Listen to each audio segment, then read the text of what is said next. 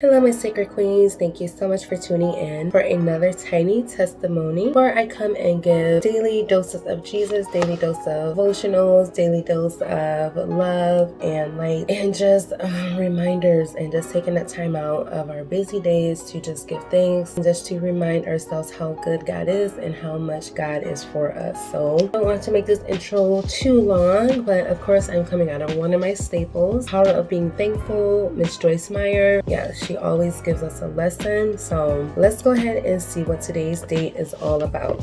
And it is called The Best Kind of Friend. The man of many friends, a friend of all the world, will prove himself a bad friend, but there is a friend who sticks closer than a brother. And of course we all know what we're talking about, and that is in Proverbs 18:24. And it also says, we can love everybody, but we cannot be close friends with everybody. People who are upset with you for wanting to move on with God are often those who do not want to go on with Him themselves. Choose to form close relationships with other Christians who share the same values you have. Amen. A mature believer in Christ can help you reach new levels of maturity, but a carnal believer, a non-believer, a person of the world, may be used as a temptation to cause you to compromise your faith. Amen. Amen. Amen. Oh my gosh. God is faithful in all areas, and thankfully we can ask Him to give us friends who will add to our lives instead of subtract from them. Always be thankful for good friends, for they are indeed a gift from God. Wow. Thank you, Joyce. Thank you so much just for that clarification and just how important it is to, that's why I always say in all my videos, you can't entertain everybody. You can't please everybody. You can't be a people pleaser. You can't be a yes man all the time. Sometimes you have to use discernment. You have to really step back. Even the people you love and you care about, sometimes they're just using it. Sometimes they just want you around to see what you can do for them, or just to be there, just to be another face. You know what I'm saying? But like I always say, if you're the smartest person in the room, then you're in the wrong room. You know, can very well include friendships and, you know, work relationships and things like that. I think that's really something to take back, to stop, to think about, and to really think about, like, is this person an asset or a liability into my life? And Joyce is right. It is very, very rare to have good friends nowadays. I can probably count on one finger one good friend that I have, honestly. And other than that, Troy's my best friend, God's my best friend, and that's pretty much it. You guys are my best friends, but other than that, like, I can honestly say that I do not play when it comes to friend. It takes a lot for me to call you my friend, because I know how easily tempted I can be when you have those friends who are for the world, or who do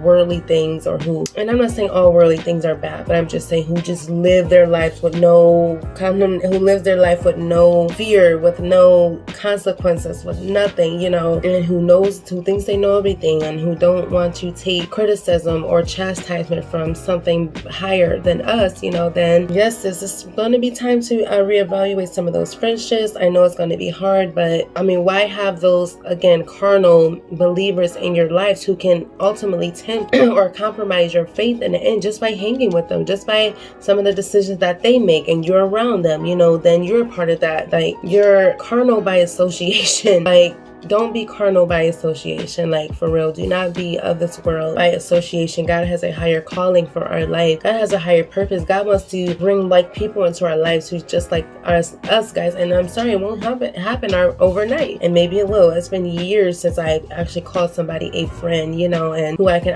honestly say that we are equally yoked as far as friendships and, you know, biblical friendships and things like that. But and I know God works in mysterious ways. God knows that I have an awesome job where I meet all types of people, good and bad. I meet all types of people all the time, and hey, you just never know who can walk into your life, who can stick, who you never thought would be, you know, you guys would be compatible as far as friendships. You just never know. So that's why I never judge. I never, you know, outs anybody by the way that they look and everything. But I am discernment, and I want to know how your head is. I want to know where your mindset lies. I want to know what your spirituality is like, you know what I'm saying? And then I can kind of like categorize you as such. You know what I'm saying? So yes, Joyce is very much right. I love this passage. I mean, I couldn't have said it more better myself. So let's just go ahead and end with a prayer of thanks. And it says, Father, when I find myself feeling lonely, help me to remember that you will provide the people in my life who will be an encouragement to me. I thank you that you provide everything I need, including friends. So again, God can supply all of our needs. God can intervene in any part of our lives, yes, including friendships, including